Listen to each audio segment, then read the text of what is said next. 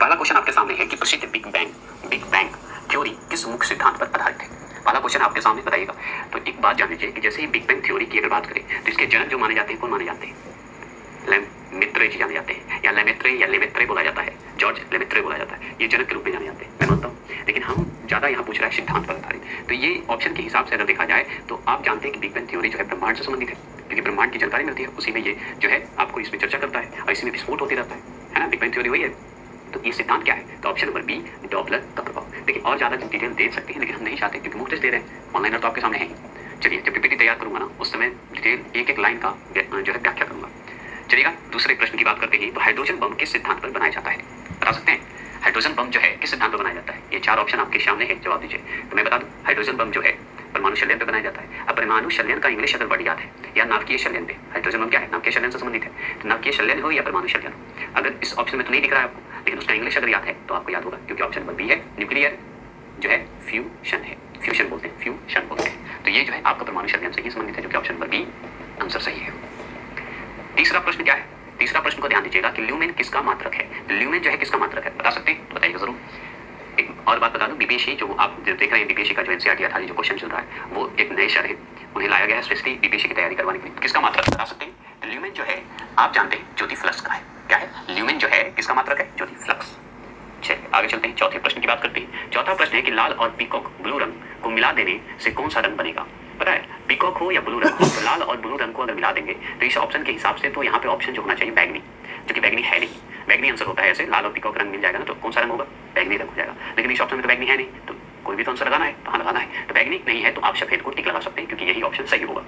अगर यहाँ पे बैगनी रहता तो आप सफेद को टिक नहीं लगाते, लेकिन बैगनी नहीं है तो आप सफेद को टिक लगा दीजिएगा। ठीक है, ये सही है। चलिए पांचवा प्रश्न की बात करते हैं। इस पे एक वीडियो बना दूंगा, शॉर्ट वीडियो, जो कि कौन से रंग से कौन क्या बनता है वो बना दूंगा, जल्द बना दूंगा।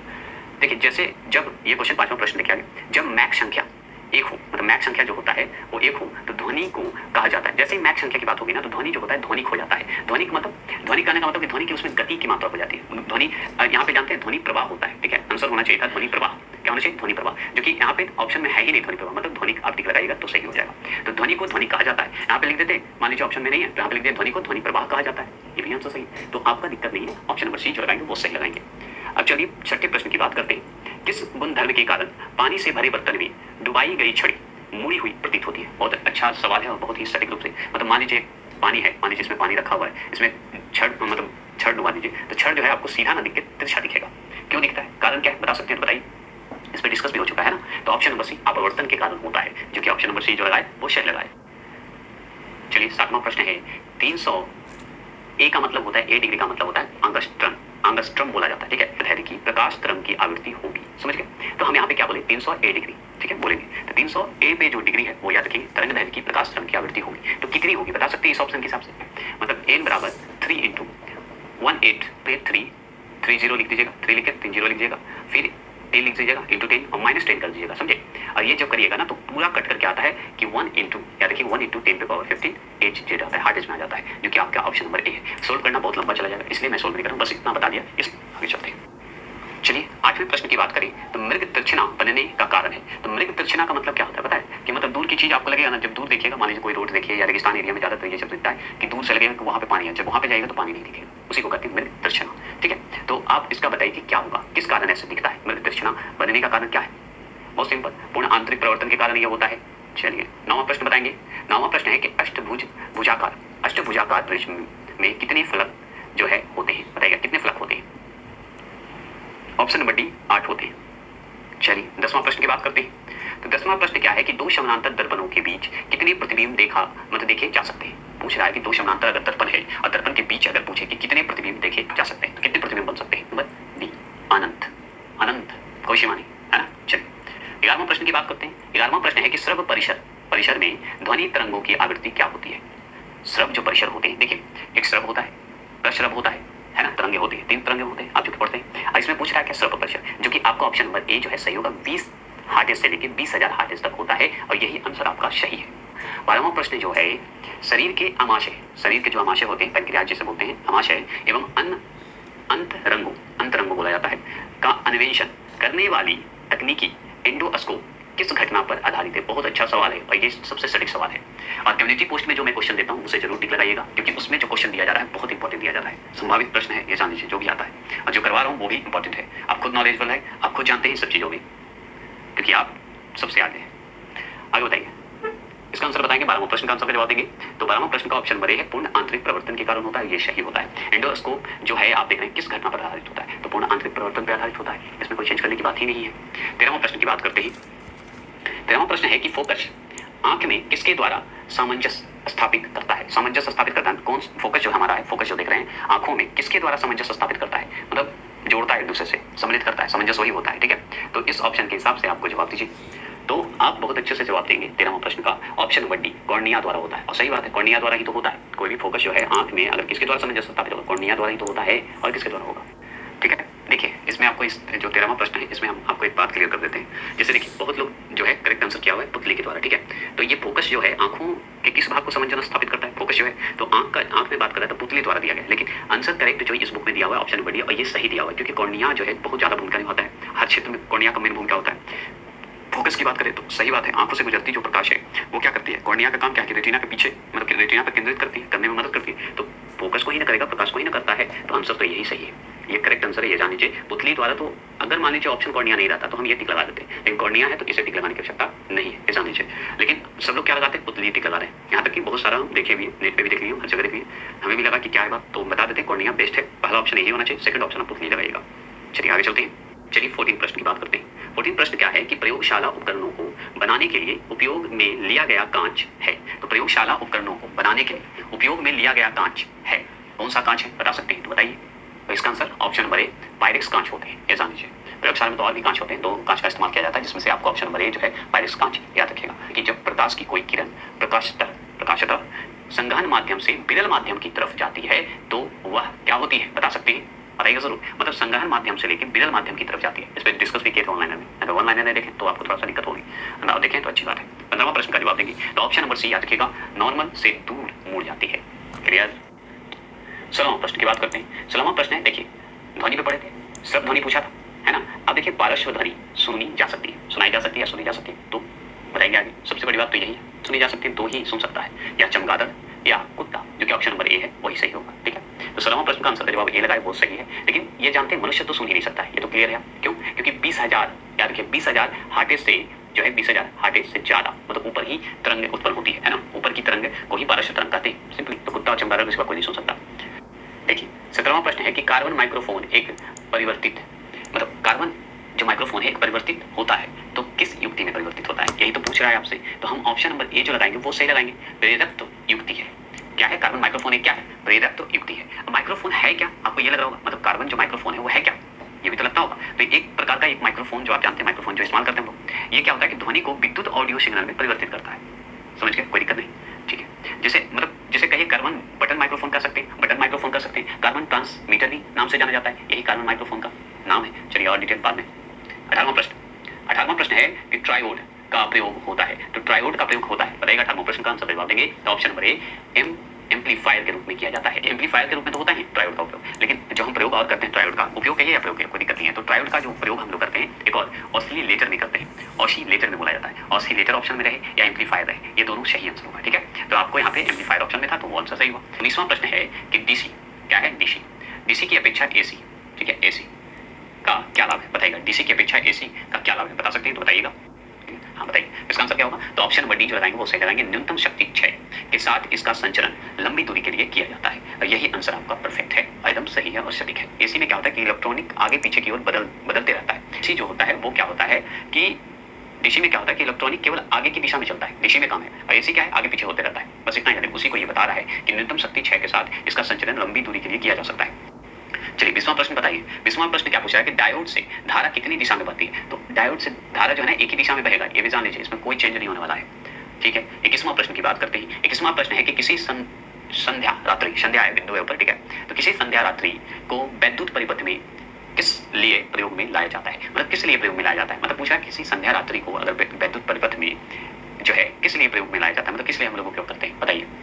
इससे क्या फायदा है विद्युत परिपथ से? डायरेक्ट यही बात है ना, बताइए। 21 का आंसर जवाब तो याद रखिएगा, इसका आंसर होगा ऑप्शन नंबर सी, विद्युत आवेश को संग्रहित करने के लिए होता है, ठीक है, संग्रहित करने के लिए होता है। चलिए 22वां प्रश्न की बात करते हैं। 22वां प्रश्न है कि मुक्त रूप से निलंबित चुंबकीय सुई किस दिशा में दिखती है, किस दिशा में दिखती है? बहुत अच्छे से आप जानते हैं, जो चुंबकीय सुई है जब भी वो होगा नॉर्थ साउथ में होता है। आप बताइए, ये मैं सही बताया कि नहीं? पैराडॉक्स बताइए, एकदम सही बताइए। उत्तर और दक्षिण दिशा में होता है। जैसे चुंबकीय शब्द आए तो नॉर्थ और साउथ। मैं बता देता हूँ क्लियर। 23वां प्रश्न है कि इसमें से पैरामैग्नेटिक कौन है? तो इसमें से पैरामैग्नेटिक कौन है, इससे पहले मैं बता देता हूँ कि पैरामैग्नेटिक का हिंदी होता है अनुचुंबकीय पदार्थ। अनुचुंबकीय पदार्थ मतलब पैरामैग्नेटिक में कौन कौन सम्मिलित होता है? तो मैग्नीशियम सम्मिलित होता है। याद किया, मैग्नीशियम होता है। एक होता है मोली, ठीक है, मोलिब्डेनम सम्मिलित होता है, लिथियम सम्मिलित होता है, और ये होता है एक टेंटालम होते हैं। ठीक है, ये सब जो है शामिल होते हैं किसमें? पैरामैग्नेटिक में। जिसमें से मैग्नीशियम का आपको ये जो दिख रहा होगा वही पूछ रहे हैं, पैरामैग्नेटियम कौन सा है? तो इसमें से मैग्नीशियम Mg2+ है, यही सही है। और फिर अगर मान लीजिए लिथियम होता तो लिथियम का देता, तो लिथियम का लगा देते। तो यही आंसर आपको, ये तीन आपको याद रखना, मैग्नीशियम लिथियम ज्यादा इंपॉर्टेंट है। चलिए 24वां प्रश्न की बात करें तो परिपथ के जो है परिपथ का शक्ति गुण परिपथ में किसको सम्मिलित करने पर उन्नत किया जा सकता है? तो उन्नत किया जा सकता है, बताएंगे किसे सम्मिलित करने पर बताइएगा। 23वां प्रश्न का आंसर का जवाब दे चुके हैं, 24वां कर दीजिए। तो ऑप्शन नंबर बी याद रखिएगा, प्रतिरोध। जैसे ही परिपथ की बात हो प्रतिरोध टिक लगा दीजिए, इसमें कोई सोचने की बात तो है नहीं। 25वां प्रश्न की बात करते हैं, किसी डायोड का फॉरवर्ड प्रतिरोध होता है, बताइएगा। किसी डायोड का अगर फॉरवर्ड प्रतिरोध बात करें तो क्या होता है? तो बहुत कम होगा और कुछ नहीं होगा, बहुत कम होता है। ये तो डायोड से क्या होता है? कम होता है। ठीक है, ट्रांसफार्मर प्रयोग में आता है, तो ट्रांसफार्मर प्रयोग कैसा होता है? एसी और डीसी परिपथ में। क्या ये सही है, बताएंगे? तो नहीं, सिर्फ एसी परिपथ में होता है, केवल एसी परिपथ में होता है ट्रांसफार्मर। देखिएगा एसी परिपथ में होगा, डीसी में नहीं, डीसी में नहीं। ठीक है, एसी का फुल फॉर्म बताइएगा, जो कि हम जस्ट अभी ऊपर चर्चा भी किए थे, बताइए जरूर कमेंट बॉक्स में। ये पूछता है, डायरेक्ट क्वेश्चन पूछता है फुल फॉर्म में। चलिए आगे चलें। प्रश्न है कि फ्यूज का तार बना होता है। बहुत सिंपल सवाल और सटीक जवाब देना होगा आपको। देखिए, तो फ्यूज का तार बना होता है, किससे बना होता है? तो आप जानते हैं शीशा और टीन से बना होता है। बहुत सिंपल जवाब। चलिए भाई, वो तो हम जान गए, लेकिन हम लोग क्या है, लोकल एरिया में क्या करते हैं, फ्यूज का तार के भाग को तोड़ कर पतला तार से जोड़ देते हैं, वही हो गया फ्यूज का तार। लेकिन रियल में शीशा और टीन का बना होता है, ये जान लीजिए। अब चलिए आगे चलते हैं 28वां। तो 18वां प्रश्न बताएंगे। 18वां प्रश्न है, रिएक्टर फायर का प्रयोग किया जाता है। रिएक्टर फायर बोला जाता है, का प्रयोग किया जाता है, तो बताएंगे, जवाब दीजिए। तो हम बताएंगे 28वां प्रश्न का ऑप्शन नंबर डी, एसी को डीसी में बदलने के लिए रिएक्टर फायर का प्रयोग करते हैं, तो यही सही। ठीक है, चलिएगा। 29वां प्रश्न है कि मेगर मापने को एक उपकरण है। तो मेगर मापने का एक उपकरण है, वो बताइए किस लिए है? तो ये ऑप्शन नंबर जो बी लगाएंगे, इंसुलेशन प्रतिरोध, वो सही लगाएंगे। कंडेंसर का नाम सुने होंगे, जो कि हम लोग स्पीड बढ़ाने के लिए पंखों में लगाते हैं। हर जगह पे कहीं कहीं बहुत जगहों पे कंडेंसर का इस्तेमाल हम लोग करते हैं, क्योंकि आज बिजली के क्षेत्र में किया जाता है लगभग। तो 30वां प्रश्न क्या है कि वह आपूर्ति जो कंडेंसर नाम सुने होंगे, आपूर्ति जो कंडेंसर से होकर नहीं गुजर सकती है, वह है कौन? तो डीसी आपूर्ति नहीं कर सकती है, मतलब डीसी में ये काम नहीं कर सकता। कंडेंसर का डीसी में क्या काम, कोई काम नहीं है। लेकिन एसी में है, वोल्टेज ये सब के लिए तो है ही भाई, परिपथ की प्राकृतिक पर निर्भर करती है, तो ये सब के लिए तो है, कंडेंसर का इस्तेमाल हम करते हैं, लेकिन डीसी आपूर्ति के लिए नहीं करते हैं। तो ये सब तो छोड़िए, ये सब बातें छोड़िए। हमारा पूछा कंडेंसर का उपयोग जो है नहीं गुजर सकती है, तो डीसी से नहीं पूछ सकती, क्योंकि इसमें डीसी में आपूर्ति नहीं है। चलिए 31वां प्रश्न की बात करते हैं। तो अमीटर का प्रतिरोध जो है संट, यानी संट के प्रतिरोध की अपेक्षा क्या हो सकती है? तो ऑप्शन नंबर बी, कम होती है और कुछ नहीं होती। चलिए, विद्युत बल्ब में तंतु मतलब फिलामेंट किसका बना होता है, बताइएगा। टंगस्टन का बना होगा, और किसका बना होगा? ऑप्शन नंबर डी जो लगाएंगे वो सही लगाएंगे। चलिएगा, 33वां प्रश्न की बात करते हैं।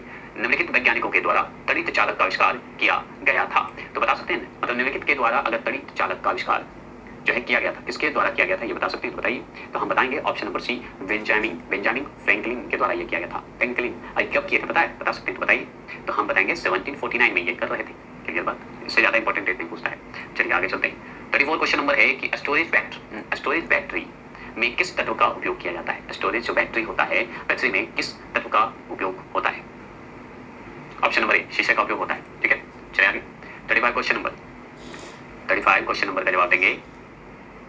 संचायक बैटरी में कौन सी धातु इस्तेमाल की जाती है, बताएंगे। शीशे का ही उपयोग किया जाता है इसमें भी। स्टोरेज बैटरी को या संचायक बैटरी को एक ही है, दोनों में हम शीशे का ही इस्तेमाल करते हैं, कोई दिक्कत नहीं ना। अगर जानकारी की जरूरत है तो देखिए, जानकारी बता तो ये तो आंसर सही है। इसमें शीशे के साथ साथ और एक और होते हैं तत्व, कौन सा? वो होता है सल्फ्यूरिक अम्ल का इस्तेमाल किया जाता है, बस इतना जान लीजिए और कुछ नहीं। चलिए 36 क्वेश्चन नंबर की बात करते हैं। तो घरों में लगे बिजली के मीटर या विद्युत के व्यय को रिकॉर्ड करते हैं, तो विद्युत के व्यय को रिकॉर्ड करते हैं तो कैसे करते हैं, किस रूप में, किस यूनिट में करेंगे? तो हम यूनिट में करते हैं, ये तो हम भी जानते हैं, लेकिन कैसे, बताइए। 36 कैसे? KWH यूनिटों में किया जाता है। KW बताइए, किलोवाट घंटा में, है ना। चलिए बढ़िया बात। आगे चलेंगे 37 क्वेश्चन नंबर। एक धातु के तार में विद्युत का प्रवाह होता है, तो एक धातु के तार में विद्युत का प्रवाह होता है, वो आंसर बताएंगे। ऑप्शन नंबर ए, इलेक्ट्रॉन के कारण होते हैं, ये आप भी अच्छे से जानते हैं। 38 क्वेश्चन नंबर का जवाब दीजिए, टेलीफोन लाइन में प्रवाहित ऊर्जा क्या होता है? तो टेलीफोन लाइन जो आप चलाते थे, अब तो मोबाइल हो गया है, टेलीफोन लाइन होता था, आप अच्छे से जानते हैं, अभी भी कहीं कहीं मिलेगा आपको। तो टेलीफोन लाइन में प्रवाहित ऊर्जा जो होता है वो बताइए क्या होगा? समझ गए इसका आंसर? टेलीफोन लाइन के प्रवाहित होती है तो विद्युत ऊर्जा में प्रवाहित होती है, एकदम सही करेक्ट है। आगे चले 39 क्वेश्चन नंबर बताइए कि निम्नांकित में कौन सा परिवर्तन रासायनिक नहीं है? कौन सा परिवर्तन जो है रासायनिक नहीं है? 39 का जवाब देंगे तो ऑप्शन नंबर बी, पानी का भाप में बदलना ये रासायनिक नहीं है। क्यों नहीं है आप बताइए, तब तो मैं बाद में बताऊंगा। 40वां प्रश्न का बताइए कि धारा को मापने का मापक विदित है, तो बताइएगा धारा के मापने का मापक कौन है या किससे मापा जा सकता है? धारा का मापक किया जा सकता है, बताइएगा। बताएंगे 40वां प्रश्न का आंसर के बाद ये फटाफट 50 क्वेश्चन है। ऑप्शन नंबर डी क्या है? एमआरपी। एमआरपी की आपको कंफ्यूजन होगा, इसका आंसर आपको कंफ्यूज करेगा क्योंकि एमआरपी आप सुने नहीं होगा शब्द, लेकिन एमआरपी की जगह पे एमीटर का मतलब होता है, एमीटर था। तो एमीटर से हम जो है धारा को मापते हैं, मापक यंत्र है उसका उपयोग करते हैं। चलिए आगे चलिए 41वां प्रश्न की बात करते हैं। 41वां प्रश्न है कि शुष्क सेल में कार्बन की छड़ काज करती है, तो शुष्क सेल में जो कार्बन की छड़ काज करती है वो बताइए क्या होगा आंसर इसका? 41वां प्रश्न का जवाब देंगे तो 41वां प्रश्न का आंसर का जवाब है ऑप्शन नंबर ए, एनोड का होता है। याद क्या? शुष्क सेल में जो कार्बन की छड़ होती है उसे कहते हैं एनोड कहते हैं। क्या कहते हैं? एनोड का। चलिए ये तो जान गए। 42 क्वेश्चन नंबर का जवाब दीजिए कि बैटरी के धनात्मक ध्रुव से जोड़े गए इलेक्ट्रोड को क्या कहते हैं?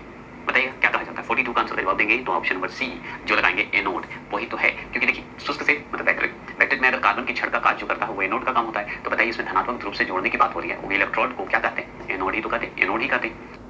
चलिए 43 क्वेश्चन नंबर ध्यान से देखेंगे।